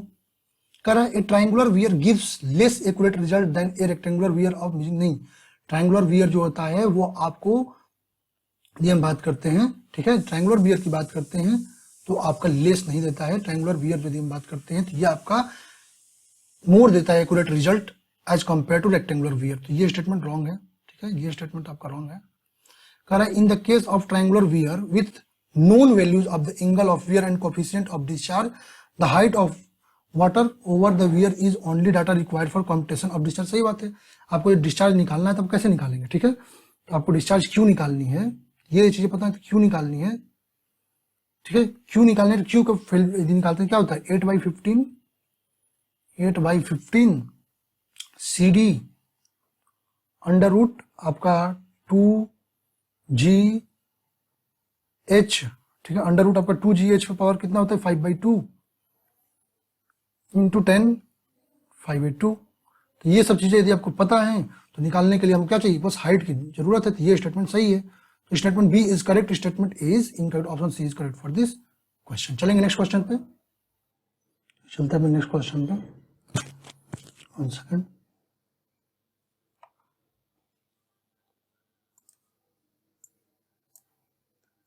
क्या कह रहा है क्वेश्चन अपना, कह रहा है 2 columns C1 and C2 spaced 3 meter center to center are subjected to axial loads of 600 kN and 800 kN respectively.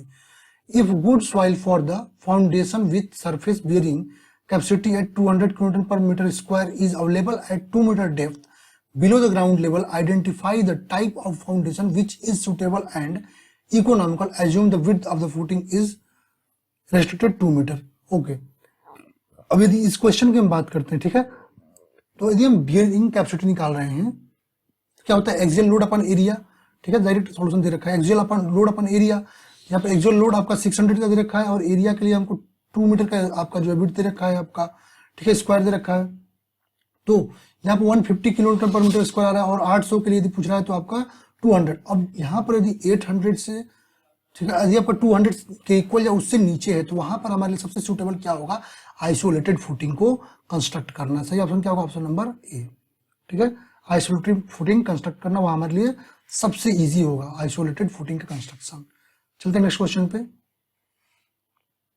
कह रहा है for open channel flow with hydraulic radius as characteristic length the flow is classified as turbulent if Reynolds number of flow is, ठीक है।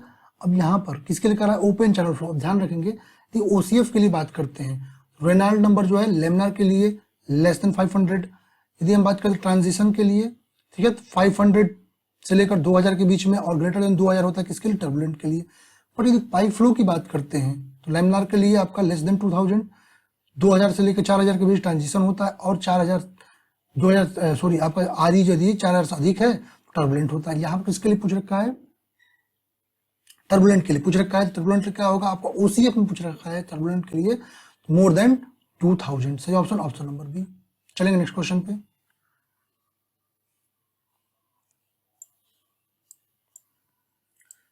Next question क्या है, according to the ministry of environment forest and climate exchange government of India which of the following classes of water can be used for the propagation of wild life. Actually wild life जो है, चाहे fishes, जो हमारी fish हैं, उनके लिए जो आपका ministry of environment and forest climate change है उसने एक अपना रिकमेंडेशन दिया हुआ है, ठीक है। इसको अकॉर्डिंग क्लासिफिकेशन, यदि क्लास ए है, ठीक है, तो वहां पर जो drinking water without conventional treatment, ठीक है, आपको कोई कन्वेंशनल ट्रीटमेंट नहीं करना है, केवल आपका डिसइंफेक्शन करना है, वो ड्रिंकिंग पर्पज के लिए यूज होगा।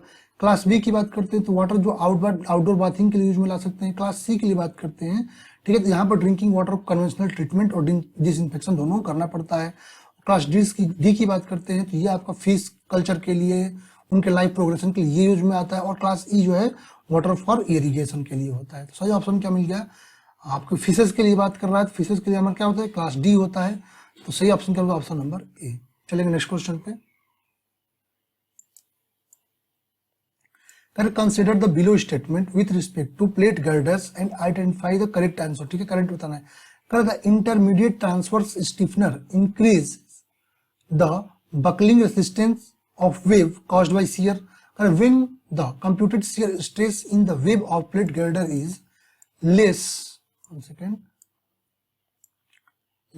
than the critical shear stress, intermediate stiffeners are theoretically not required, ठीक है। अच्छा, यदि हम बात करते हैं, चलिए आते हैं स्टेटमेंट्स पे, तो यदि हम बात करें इंटरमीडिएट ट्रांसफर स्टिफनर की बात करते हैं, ठीक है, ये आपका जो है, जो भी आपके वेब के द्वारा, ठीक है, जो वेब में शियर के द्वारा रेजिस्टेंस कॉज हो रहा है, बकलिंग कॉज हो रहा है, उसको इंक्रीज करता है। ट्रांसफर स्टिफनर जो है क्या करता है, इंटरमीडिएट ट्रांसफर स्टिफनर इंक्रीज करता है बकलिंग रेजिस्टेंस को। वेब में आपका शियर के द्वारा जो बकलिंग रेजिस्टेंस आती है, उसको ट्रांसवर्स जो आपका स्टिफनर होता है, ठीक है, उसके लिए बकलिंग रेजिस्टेंस को इंक्रीज करता है। ये स्टेटमेंट आपका सही है। When the computed shear stress in the web plate girder is less, आपका जब यदि शियर स्ट्रेस जो है, जो कंप्यूट करे वो लेस है प्लेट गर्डर में, 1 सेकंड,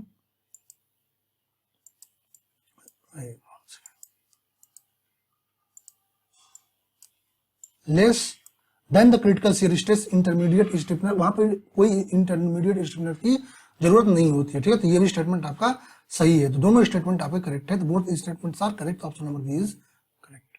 चलेंगे नेक्स्ट क्वेश्चन पे। Which of the following components of oil paint is used to thin the paint, increase the spread, and use is also known as, and it is also known as thinner। अच्छा, thinner के रूप में किसी जो solvent होता है, ठीक है, हमारे जो इंग्रेडिएंट होता है पेंट का, जिसको हम सॉल्वेंट कहते हैं, सॉल्वेंट को एज ए थिनर यूज करते हैं। जैसे आपका टर्पेंटाइन, नेप्था, बेंजीन, इनको एज ए थिनर यूज करते हैं, और इसके द्वारा जो है ना हमारा पेंट जो है वो आपका इजी टू स्प्रेडिंग हो जाता है अपने सरफेस पे। सही ऑप्शन क्या हो जाएगा, ऑप्शन नंबर सी, सॉल्वेंट। चलेंगे नेक्स्ट क्वेश्चन पे। According to IS 10-262/2019, the approximate amount of entrapped air to be expected in normal concrete of volume concrete is nominal maximum grid size of used to concrete 10 mm। ठीक है, यदि कह रहे हैं air इंट्रैप्ड की बात करते हैं 10 mm तक के लिए यदि मैक्सिमम साइज ले रहे हैं, ठीक है, तो आप कितना रखते हैं, तो ये रखते हैं आपका कितना, 1.50% ऑफ वॉल्यूम ऑफ कंक्रीट। कितना रखते हैं, 1.50 of volume of concrete. Option B is correct. A fully saturated soil mass is an example of, okay, तो फुल्ली सैचुरेटेड का मतलब है 2 फेज डायग्राम में आएगा, 2 फेज सिस्टम होगा, ठीक है। यदि आपका पार्सली सैचुरेटेड है आपका 3 फेज, ठीक है, यदि फुल्ली सैचुरेटेड है तो भी 2 फेज, और यदि ड्राई है तो भी 2 फेज सिस्टम। सही ऑप्शन, ऑप्शन नंबर बी। चलेंगे अपने नेक्स्ट क्वेश्चन पे।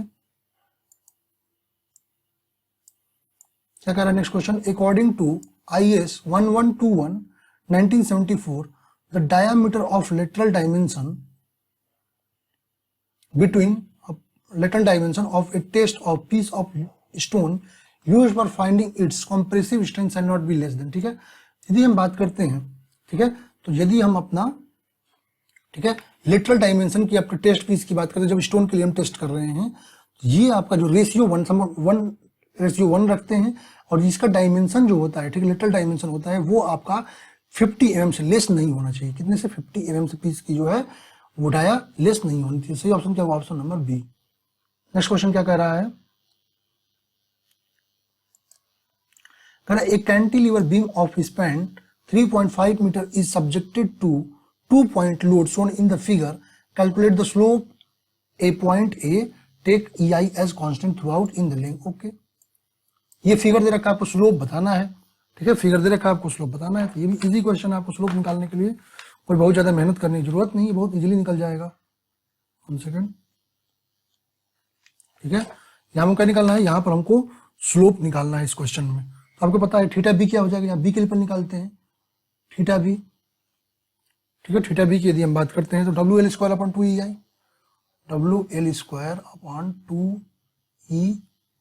2EI। चलिए, तो W 20 का दे रखा है, इंटू L कितने का है, 1.5 का, यहाँ पर L है हमारा, ठीक है, कितने का है, 1.5 का square upon 2EI।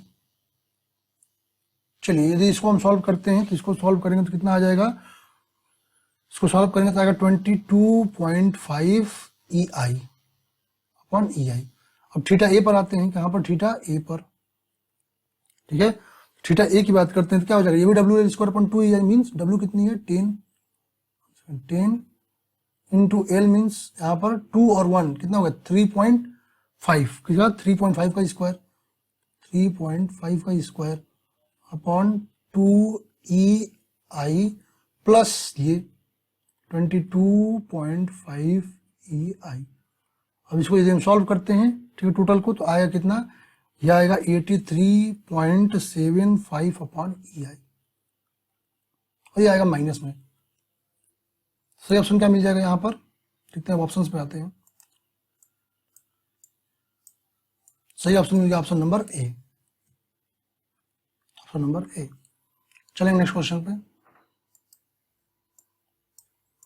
The direction of a line A B measured in whole circle bearing system is found to be 105 degree 30 minute. The direction of same line in quadrantal bearing, ठीक है, होल सर्किल बेरिंग दे रखा है, quadrantal बताना है। चलिए कर लेते हैं। तो ये आपको होल सर्किल बेरिंग में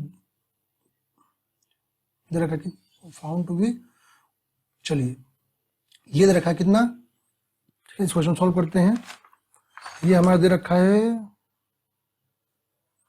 ये दे रखा है 105 डिग्री 30 मिनट ईस्ट, ठीक है।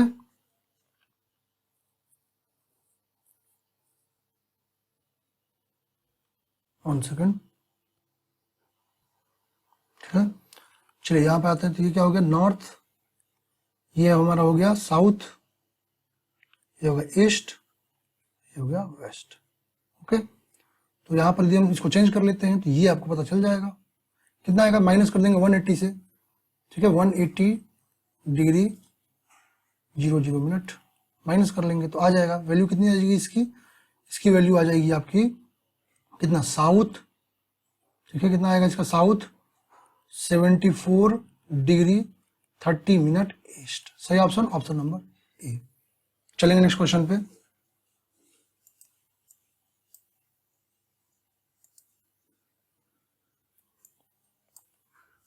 Consider the below statement with respect to unit operations employed in water treatment and identify the correct, अच्छा करेक्ट आंसर बताना है, कह रहा है आपका, ठीक है। Statement A, objectionable gases such as carbon dioxide, hydrogen sulfide and other violated odors substance present in water can be removed by the bubble aeration technique। बिल्कुल सही बात है, बबल एयरेशन टेक्निक का यूज करके जितने भी आपके ऑब्जेक्शनेबल गैसेज हैं जैसे carbon dioxide, hydrogen sulphide, volatile order substances, इन सबको हम रिमूव कर सकते हैं। ये स्टेटमेंट बिल्कुल सही है, ठीक है। कह रहा है chemical coagulation technique remove the suspended and colloidal both impurities. बिल्कुल सही बात है, जो हमारा केमिकल कोगुलेशन है वो आपका सस्पेंडेड और कोलाइडल दोनों इम्प्यूरिटीज को रिमूव करता है वाटर। सही, ये भी स्टेटमेंट सही है। तो both statements are correct, option C is correct. देखिए स्टेटमेंट बेस्ड क्वेश्चन कितने ज्यादा आए हैं, इनकरेक्ट और स्टेटमेंट बेस्ड बहुत क्वेश्चन आते हैं डीडीए में। चलते हैं नेक्स्ट क्वेश्चन पे। As per IS 456/2000 nominal cover to reinforcement in reinforced concrete structure to meet the durability requirements in extreme exposure. याद रखिए किसने पूछ रहा है, extreme exposure condition shall not be less than. अच्छा, एक्सट्रीम एक्सपोजर के चलिए कंडीशंस को देख लेते हैं यहाँ पर। तो यदि आपका माइल्ड कंडीशन है 20 mm, मॉडरेट है 30 mm, सीवियर है 45 mm, वेरी सीवियर है 50 mm और एक्सट्रीम है तो 75 mm से लेस नहीं होना चाहिए। सही ऑप्शन ऑप्शन नंबर ए। चलेंगे नेक्स्ट क्वेश्चन पे।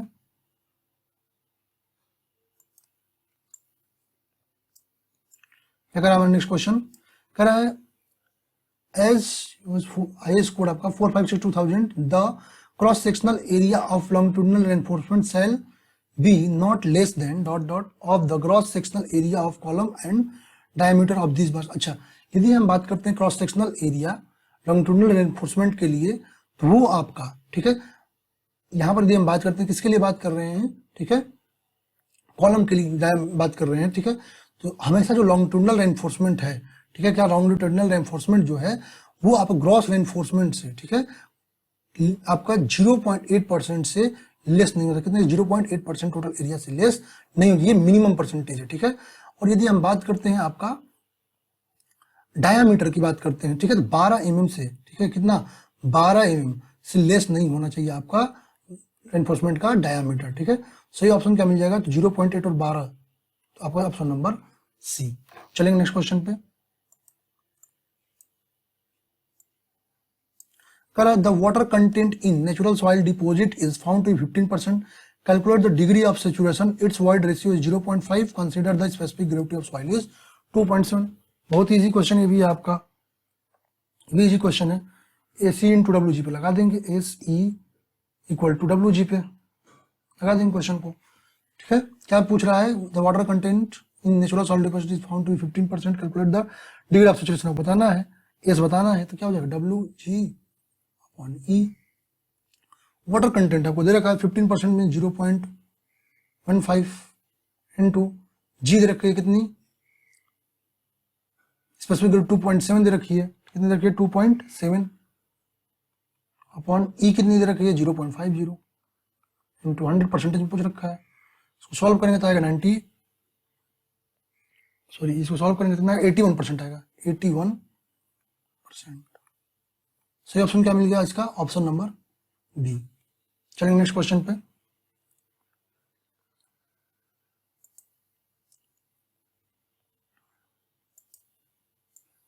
A circular shaft of 40 mm diameter is required to transmit torque from one shaft to another. Find the torque, safe torque, which shaft can transmit if the shear stress is not to exceed 32 megapascal.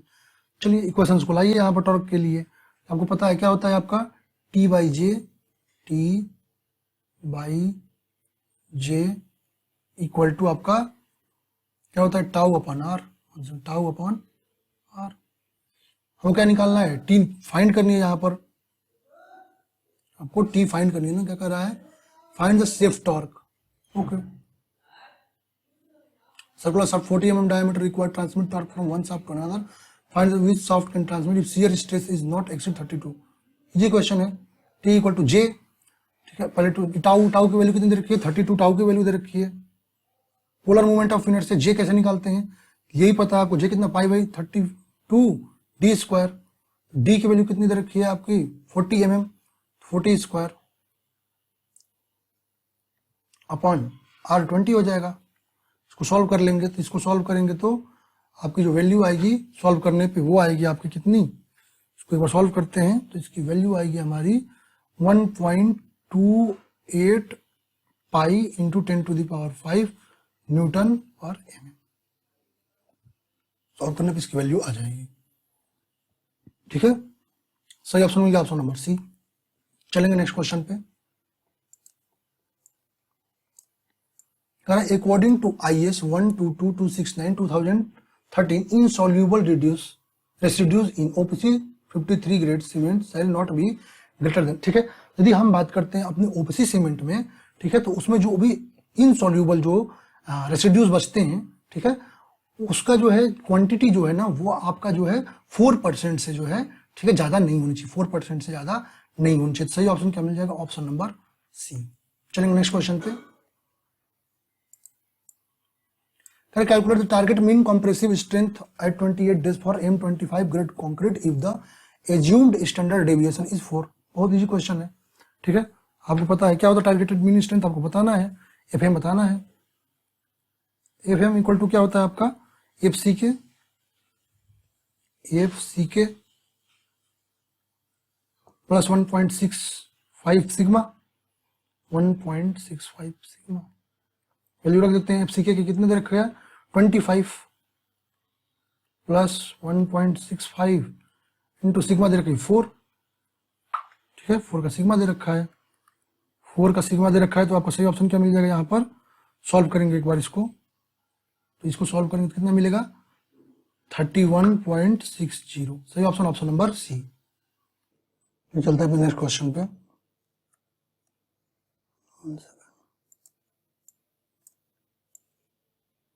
क्या कर रहा है, dot manufactured by using lignocellulose material which are elongated, formed and pressed together by the use of organic binder together in the presence of heat, pressure और moisture. अच्छा, heat, pressure और moisture के presence में यदि हम, ठीक है, जो भी सेलुलर मटेरियल्स हैं उनको यदि कंप्रेस करके, उनको ज्वाइन करके यदि हम कोई अपना प्रोडक्ट बनाते हैं, उसे हम कहते हैं विनिर। क्या कहते हैं, उसे हम कहते हैं विनिर। सही ऑप्शन क्या होगा, ऑप्शन नंबर डी, इसको हम कहते हैं विनिर, ऑप्शन नंबर डी। चलेंगे नेक्स्ट क्वेश्चन पे। The cross section of prismatic compass is shown in the figure. Identify the part number 13। ठीक है, आपको पार्ट नंबर 13 बताना है इसमें। पार्ट नंबर 13 ये रहा, पार्ट नंबर 13। 1 सेकंड, ये रहा पार्ट नंबर 13। अच्छा, पार्ट नंबर 13 आपको क्या बता रहा है? एक्चुअली ये आपको बता रहा है कि इसको मिरर को, इसको मिरर को, बता रहा है आपके मिरर को, ठीक है। पार्ट नंबर 13 किसको बता रहा है? मिरर को, ठीक है। बाकी आपको पीडीएफ भी अवेलेबल हो जाते हैं, बाकी अदर पार्ट्स भी आप देख सकते हैं, ठीक है। सही ऑप्शन क्या होगा? Option number D, mirror. चलेंगे अपने नेक्स्ट क्वेश्चन पे।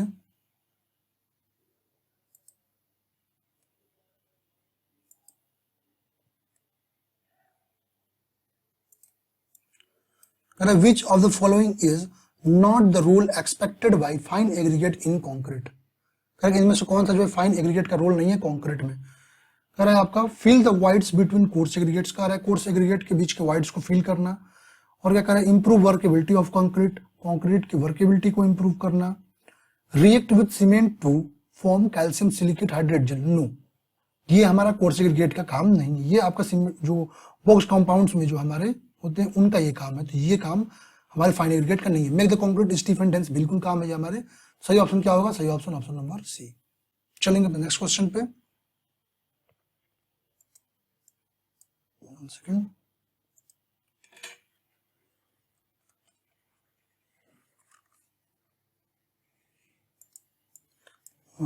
थोड़ी करे a bar of length 2.5 meter is subjected to an axial pull of 200 kilonewton in the exchange of change in length due to applied load is 5 mm. Calculate the linear strain experienced by the bar in the direction of applied load, ठीक है। चलिए इस question solve करते हैं। अच्छा, बार of length दे रखा है 2.5 metre, ठीक है। मतलब आपका 2.5 मीटर बार ऑफ 2.5 मीटर मतलब 2500, चलिए बाद में करते हैं। 2.5 मीटर दे रखा है, is subjected to an axial pull, load दे रखा है 200 किलोमीटर का। If in change of length due to applied load is 5 mm, calculate the linear strain. अच्छा, लीनियर स्ट्रेन पूछ रहा है डायरेक्ट क्वेश्चन, तो यदि लीनियर स्ट्रेन की बात करते हैं, लीनियर स्ट्रेन की बात करते हैं, क्या हो जाएगा? DL upon L, DL upon L. ये मीटर में दे रखा है तो एमएम में निकालेंगे तो कितना हो जाएगा? 2500, ठीक है। One second, DL, one second, DL नहीं है ना, ये तो एल है। डीएल कितना रखा है? 5 mm, डीएल दे रखा है 5 mm का, एल हो जाएगा 2500 mm का, ठीक है। सॉल्व करेंगे तो कितना आएगा? 0.002, ऑप्शन बी इज करेक्ट। चलेंगे नेक्स्ट क्वेश्चन पे, बहुत इजी क्वेश्चन दे रखे हैं। कह रहा है following the working stress method of design as per IS 456-2000 calculate the modular ratio of M30 grade concrete subjected to compressive stress due to bending, consider the permissible compressive stress in M30 grade concrete is bending 10 newton per mm²। आपको modular ratio पूछ रखा है। Modular ratio क्या होता है? 280/3 sigma CBC, और sigma CBC मतलब आपका कितना रखा है? 10 दे रखा है, तो सीधा आपका आंसर निकल जाए 9 यहाँ सॉल्व दे रखा है ऐसे 9.33 न्यूटन पर mm²। था सही ऑप्शन ऑप्शन नंबर डी। चलेंगे नेक्स्ट क्वेश्चन पे। ये तो ऐसे भी इजी क्वेश्चन था, इसमें समझाना कुछ है नहीं।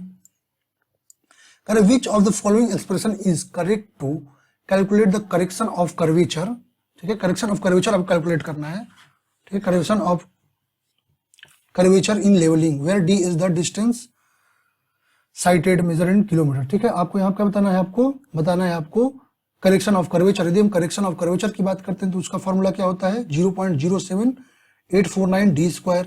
रिफ्लेक्शन करेक्शन की बात करते हैं तो 0.00112 d² मीटर। कंबाइंड की बात करते हैं तो 0.0673 d² मीटर। सही ऑप्शन क्या मिल जाएगा यहाँ पर? सही ऑप्शन ऑप्शन नंबर सी आपका मिल गया करेक्शन ऑफ कर्वेचर के लिए। चलेंगे नेक्स्ट क्वेश्चन पे। As per IS 1130/1969 marble slab cell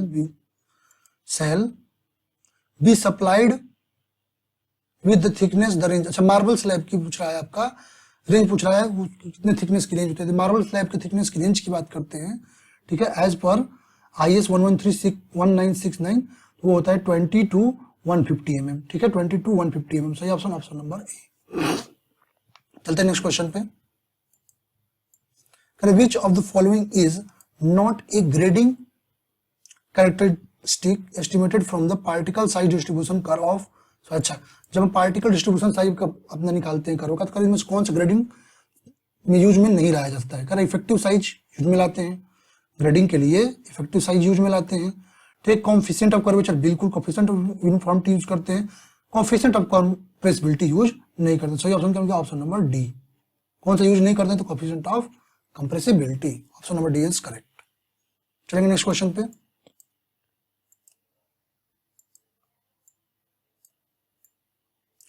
Which of the following statement is incorrect with respect to water distribution system? अच्छा, वाटर डिस्ट्रीब्यूशन सिस्टम से करें कौन सा इसमें करेक्ट स्टेटमेंट नहीं कर? In case of repair or break down in a pipe, the area connected to that pipe will continue to receive water from another side in the grid. बिल्कुल, grid iron system की बात करते हैं। ठीक है, तो ब्रेक डाउन की condition में, ठीक है, अनदर साइड से हम क्या करते हैं, उसको कनेक्ट कर देते हैं वाटर रिसीव करने के लिए। तो ये आपका बिल्कुल सही है। कर sediment accumulate due to stagnation and can cause bacterial growth in the dead end. बिल्कुल, डेड एंड सिस्टम में क्या होता है कि जब आपका सेडिमेंट जो है डेड एंड पे आपका क्या होता है, स्टेग्नेशन के कारण एक्यूमुलेट होने लगता है, वहां पर इकट्ठा होने लगता है, तो जिसके कारण शोकिंग भी आती है और वहां पर बैक्टीरियल ग्रोथ भी होता है। ठीक है, तो ये आपका ऑप्शन सही है। कह रहा है less number of cut valves are necessary in the case of circular distribution system. नहीं, यदि सर्कुलर डिस्ट्रीब्यूशन सिस्टम की बात करते हैं तो उसमें जो है नंबर ऑफ वॉल्स ज्यादा होते हैं as compare to dead system. सही ऑप्शन कह रहा है कौन सा नहीं होगा? तो नहीं होगा तो यही सही ऑप्शन क्या होगा? Option number C. Water available for fire fighting will be limited since it is being supplied by one water main to do the in dead end. ये भी बात सही है। चलेंगे नेक्स्ट क्वेश्चन पे। सही ऑप्शन ऑप्शन नंबर सी।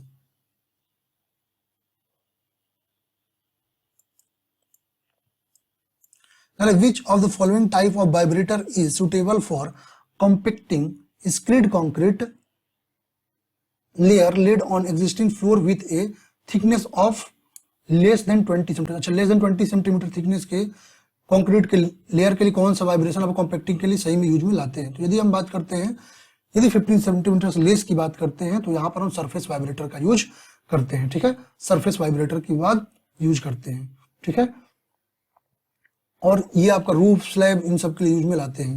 यदि internal needle vibrator की बात करते हैं, ठीक है, 1 सेकेंड, तो 22 आपका 25 लेंथ के लिए हम किसको इंटरनल को यूज करते हैं। ठीक है, ये भी आप ध्यान रखेंगे।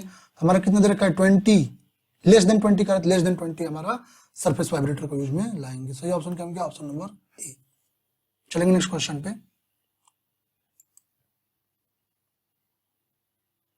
Which of the following test of workability allows the concrete to fall from certain height so that concrete is compacted partially? अच्छा, करेक्ट, वर्केबिलिटी किस टेस्ट में कॉम्पैक्ट जो आपका कंक्रीट है उसको कुछ ऊंचाई से छोड़ते हैं जिसके कारण उसकी कुछ सेटलमेंट हो जाती है, तो वो आपका होता है क्या? Compacting factor test. सही ऑप्शन क्या होगा? Option number D, compacting factor test. चलेंगे नेक्स्ट क्वेश्चन पे। Correct, consider the below statement with respect to sewer appurtenances used in the sewerage system and identify the correct answer. ठीक है, यहाँ correct answer आपको बताना है। ठीक है, कह रहा है आपको पहला क्या कह रहा है? A lamp hole may be located when there is a change in the direction or gradient of the sewer in between two closely spaced man. सही बात है, दो क्लोजली यदि आपका जो है स्पेस्ड मैन होल्स हैं तो उनके बीच आपको लोकेशन, चेंज ऑफ लोकेशन पर क्या होता है? लैंप होल होता है। ठीक है, चेंज ऑफ लोकेशन पर क्या होता है? आपका मेन होल होता है। तो ये भी आपका स्टेटमेंट तो सही है। कह रहा है flushing tank shall be construct when there is a steeper downward grading along the alignment. नहीं, आपका स्टीपर डाउन ग्रेडियंट के लिए हम फ्लशिंग टैंक जो है वो स्ट्रक्चर यूज में नहीं लाते। तो ये इनकरेक्ट, ऑप्शन बी इनकरेक्ट। सही ऑप्शन क्या होगा? Option number B, statement A is correct and statement B is incorrect. चलेंगे अपन नेक्स्ट क्वेश्चन पे। अरे for open channel flow with hydraulic radius as characteristic length the flow is classified as laminar. अब laminar के लिए फिर से बात कर दिया, अभी थोड़ी देर पहले आपको इन सब चीजों के बारे में भी डिटेल बताया हूं। ठीक है, ठीक है, तो ओपन चैनल फ्लो के लिए बात करें तो लेमिनार के लिए आपको बताया था पहले ही कितनी होती है? Less than 500। अभी क्वेश्चन आया था तो यहाँ पे एक्सप्लेन नहीं करूंगा, लेस देन 500। बाकी आप देख भी सकते हैं, आपको पीडीएफ भी अवेलेबल हो जाएगी। चलिए नेक्स्ट क्वेश्चन पे। ये थोड़ा easy as compare to other paper, ये थोड़ा इजी था। कह रहा है French polish is type of use to hide the grain defects. अच्छा, जो भी हमारे हार्डवुड सब्सटेंस होते हैं, जो भी टिम्बर सब्सटेंस होते हैं, उसमें ग्रेन डिफेक्ट्स को हाइड करने के लिए हम फ्रेंच पॉलिश का यूज करते हैं। ठीक है, ये क्या है? ये आपका जो है एक स्पिरिट वार्निश है। क्या है? एक स्पिरिट वार्निश है। ये एक आपका स्पिरिट वार्निश होता है। स्पिरिट नहीं है, ये गलत है, स्पिरिट वार्निश होता है। Option number C is correct. Last question चलते हैं। Identify the direct method of contouring in survey. अच्छा, डायरेक्ट मेथड की बात कर रहा है। ठीक है, तो आपका मेथड दो होते हैं, डायरेक्ट और इनडायरेक्ट। डायरेक्ट मेथड में जो है आपका कंटूरिंग जो वर्टिकल और हॉरिजॉन्टल कंट्रोल्स के द्वारा होता है वो आपका होता है डायरेक्ट, और बाय क्रॉस सेक्शन जो होता है वो इनडायरेक्ट होता है। ठीक है, बाय स्क्वायर भी इनडायरेक्ट होता है। ठीक है, टेक्नोमेट्रिक मेथड भी इनडायरेक्ट मेथड है। तो डायरेक्ट इसमें से कौन सा है? Option number C, contouring by vertical and horizontal control. सही ऑप्शन, ऑप्शन नंबर सी। इस तरह हमने पूरे पेपर को अपना सॉल्व कर लिया, और डीडीएफ जितने पेपर हुए थे वो सब सॉल्व हो चुके हैं, जो कि आपके एग्जाम में बहुत ज्यादा हेल्प करेंगे। तो आपको यदि वीडियो इंफॉर्मेटिव रही है, आप लोगों के लिए जो है हेल्प करी, आप वीडियो को लाइक करें, शेयर करें और चैनल को सब्सक्राइब करें। बाकी आप कमेंट बॉक्स में जो भी समझ में आया कमेंट कर सकते हैं। Thank you everyone.